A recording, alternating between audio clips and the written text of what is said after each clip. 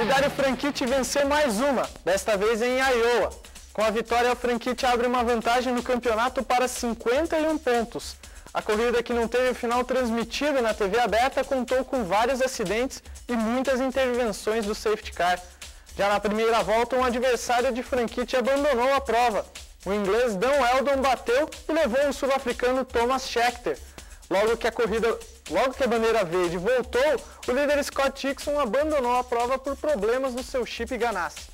Neste momento, o brasileiro Hélio Castro Neves herdou a liderança, até que na primeira parada dos boxes, o brasileiro rodou ao sair dos pits, jogando por água abaixo suas chances de vitória em Iowa. Com isso, outro brasileiro assumiu a liderança. Vitor Meira manteve a liderança da corrida em grande parte da prova, sempre comboiado por Franchitti e Marco Andretti. Logo em seguida, Tony Kanaan bateu e levou Jeff Simons junto para o muro da pista americana. Outra pessoa que bateu no circuito estreante da categoria foi a americana Danica Patrick. A americana virou recheio de um sanduíche que ela não queria participar. AJ Foyt e Ed Carpenter espremeram a americana, que levou com ela Sam Hornish Jr. e Kosuke Matsura.